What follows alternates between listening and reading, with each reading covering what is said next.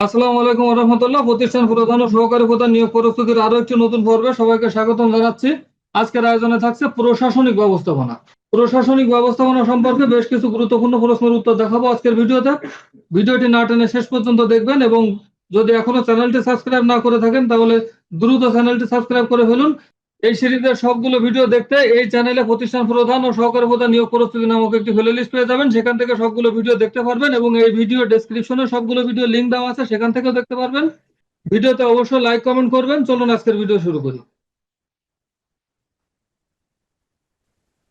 বাংলাদেশের শিক্ষা মন্ত্রণালয়ের অধীনে মাধ্যমিক ও উচ্চতর শিক্ষা ব্যবস্থা পরিচালনা করে কোন অধিদপ্তর?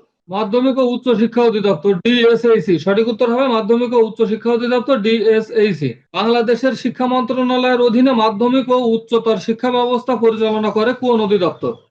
মাধ্যমিক ও উচ্চ শিক্ষা অধিদপ্তর, ডিএসএইসি। বেসরকারি শিক্ষা প্রতিষ্ঠানে এমপিও ভুক্ত জনবলের তথ্য বা কার্যক্রম কোন অধিদপ্তর পরিচালনা করে? মাউসি। শিক্ষা নীতি ও শিক্ষা সংক্রান্ত আইন প্রণয়ন, বিধি ও প্রবিধি জারিকরণ এর ক্ষমতা কার? শিক্ষা মন্ত্রণালয়, মিনিস্ট্রি অফ এডুকেশন। জাতীয় শিক্ষানীতি 2010 অনুযায়ী প্রাথমিক শিক্ষা কত বছর মেয়াদী করার কথা বলা আছে? 8 বছর করার কথা বলা হয়েছে। সঠিক উত্তর হবে 8 বছর। শিক্ষা প্রতিষ্ঠানের পরিচালনা পরিষদ বা ম্যানেজিং কমিটির গঠন সংক্রান্ত প্রবিধিমালা কোন বিভাগ জারি করে? মাধ্যমিক ও উচ্চ শিক্ষা বিভাগ, অর্থাৎ শিক্ষা মন্ত্রণালয়। কোনটি শিক্ষা মন্ত্রণালয়ের অধীনে একটি সংবিধিবদ্ধ প্রতিষ্ঠান? জাতীয় শিক্ষাক্রম ও পাঠ্যপুস্তক বোর্ড, এনসিটিবি। সঠিক উত্তর হবে জাতীয় শিক্ষাক্রম ও পাঠ্যপুস্তক বোর্ড, এনসিটিবি। বেসরকারি শিক্ষা প্রতিষ্ঠানে শিক্ষক নিয়োগের সুপারিশ করে কোন প্রতিষ্ঠান? এনটিআরসিএ, বেসরকারি শিক্ষক নিবন্ধন ও প্রত্যয়ন কর্তৃপক্ষ, এনটিআরসিএ। সঠিক উত্তর হবে গ। জাতীয় সঙ্গীত বিধিমালা কত সালে প্রণীত হয়েছে?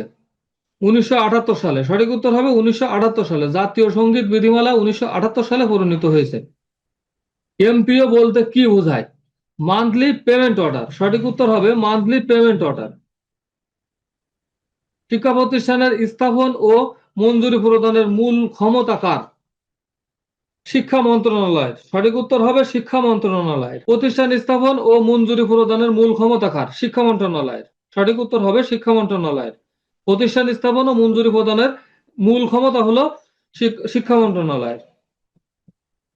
কারিগরি শিক্ষা অধিদপ্তর কোন মন্ত্রণালয়ের অধীনে?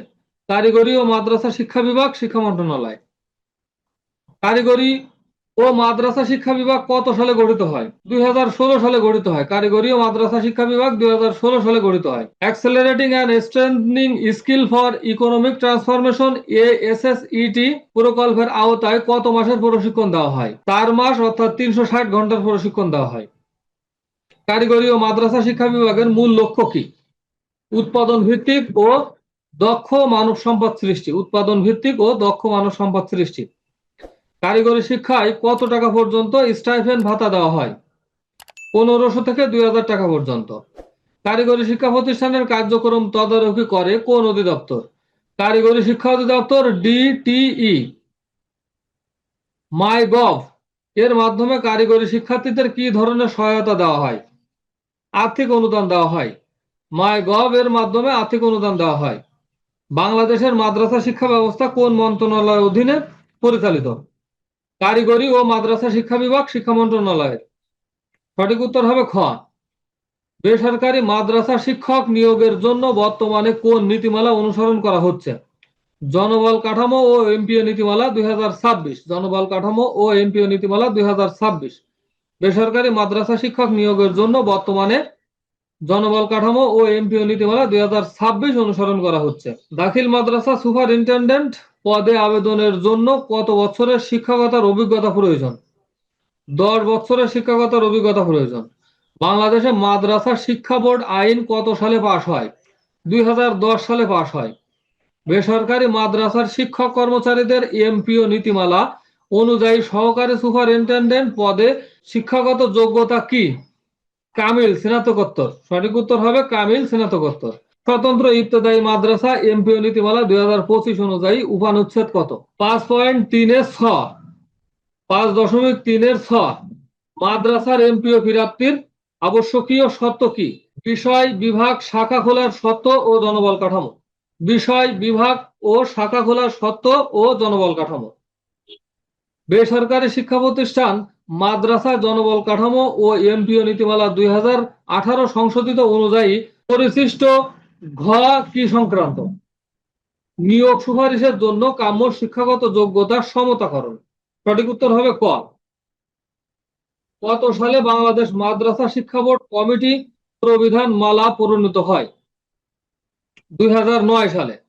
কত সালে বাংলাদেশ মাদ্রাসা শিক্ষা বোর্ড কমিটি প্রবিধান মালা প্রণীত হয়? 2009। বেসরকারি মাদ্রাসা শিক্ষক নিয়োগ কোন সংস্থা সুপারিশ করে?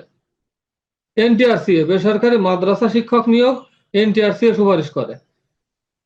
মাধ্যমিক ও উচ্চ মাধ্যমিক পর্যায়ে বেসরকারি শিক্ষা প্রতিষ্ঠানের ম্যানেজিং কমিটি গভর্নিং বডি সাধারণত কত বছরের জন্য গঠিত হয়? 2 বছরের জন্য গঠিত হয়। সঠিক উত্তর হবে 2। ম্যানেজিং কমিটির সভাপতি নির্বাচনের মেয়াদ কখন থেকে শুরু হয়? অনুমোদন পাওয়ার তারিখ থেকে। সঠিক উত্তর হবে অনুমোদন পাওয়ার তারিখ থেকে। ম্যানেজিং কমিটির সভাপতি নির্বাচনের মেয়াদ অনুমোদন পাওয়ার তারিখ থেকে শুরু হয়। শিক্ষা প্রতিষ্ঠানের বার্ষিক বাজেট অনুমোদন করা কার ক্ষমতা? ম্যানেজিং কমিটির ক্ষমতা। শিক্ষা প্রতিষ্ঠানের বার্ষিক বাজেট অনুমোদন করা ম্যানেজিং কমিটির ক্ষমতা। ম্যানেজিং কমিটিতে শিক্ষক প্রতিনিধি হিসেবে কতজন সদস্য থাকেন? 3 জন সদস্য থাকেন। ম্যানেজিং কমিটিতে শিক্ষক প্রতিনিধি হিসেবে 3 জন সদস্য থাকেন। ম্যানেজিং কমিটির কত মেয়াদে এক ব্যক্তি পরপর 2 বার সভাপতির দায়িত্ব পালন করতে পারেন? 2 বার। সঠিক উত্তর হবে 2 বার মেয়াদের পরে। কোনো কারণে ম্যানেজিং কমিটি নির্দিষ্ট সময়ে গঠিত না হলে সেটিকে কি বলা হয়? Ad hoc committee. সঠিক উত্তর হবে অ্যাডহক কমিটি। ম্যানেজিং কমিটির সভায় কোরাম পূর্ণ হওয়ার জন্য কত সদস্যের উপস্থিতি প্রয়োজন? মোট সদস্যের অর্ধেক। কোরাম পূরণ হওয়ার জন্য মোট সদস্যের অর্ধেক পূরণ হওয়া প্রয়োজন। বেসরকারি কলেজের গভর্নিং বডি গঠিত হয় কোনটির অধীনে? শিক্ষা বোর্ডের আইন ও বিধি অনুযায়ী। বেসরকারি কলেজের গভর্নিং বডি গঠিত হয় শিক্ষা বোর্ডের আইন ও বিধি অনুযায়ী। গভর্নিং বডির সভাপতি হওয়ার জন্য ন্যূনতম শিক্ষাগত যোগ্যতা কি? স্নাতকোত্তর ডিগ্রি বা 4 বছর মেয়াদী স্নাতক। স্নাতকোত্তর ডিগ্রি বা 4 বছর মেয়াদী স্নাতক। একজন ব্যক্তি কত বছরের জন্য গভর্নিং বডির সভাপতির সদস্য হিসাবে দায়িত্ব পালন করতে পারেন? 2 বছরের জন্য। সঠিক উত্তর হবে 2।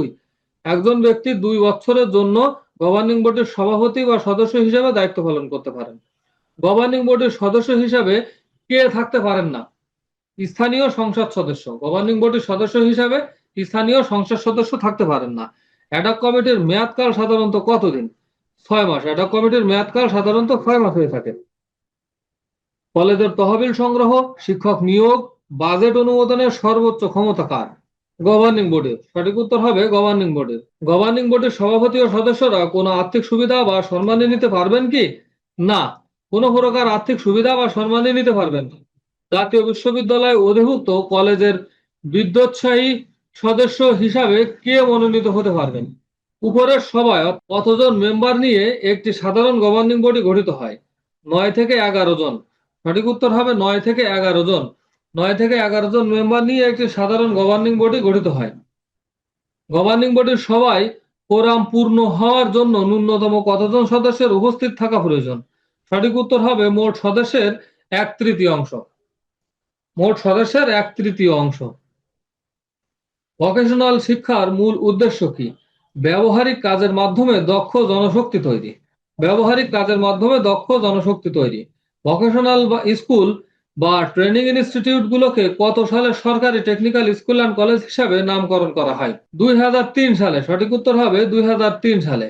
কারিগরি শিক্ষার এসএসসি ভোকেশনাল সুবিধা কি? কর্মসংস্থান ও হাতে কলমে শিক্ষা। সঠিক উত্তর হবে কর্মসংস্থান ও হাতে কলমে শিক্ষা। ভোকেশনাল শিক্ষা কি ধরনের শিক্ষার অন্তর্ভুক্ত? বৃত্তিমূলক বা কারিগরি শিক্ষার অন্তর্ভুক্ত। ভোকেশনাল শিক্ষা বৃত্তিমূলক বা কারিগরি শিক্ষার অন্তর্ভুক্ত। ভিডিওটি শেষ পর্যন্ত দেখার জন্য আপনাকে অসংখ্য ধন্যবাদ। এই সিরিজের সবগুলো ভিডিও পেয়ে যাবেন এই চ্যানেলে প্রতিষ্ঠান প্রধান ও সহকারী প্রধান নিয়োগ প্রস্তুতি নামক প্লে লিস্টে। আজকের মতো বিদায় নিচ্ছি। আসসালামু আলাইকুম ওয়া রাহমাতুল্লাহ।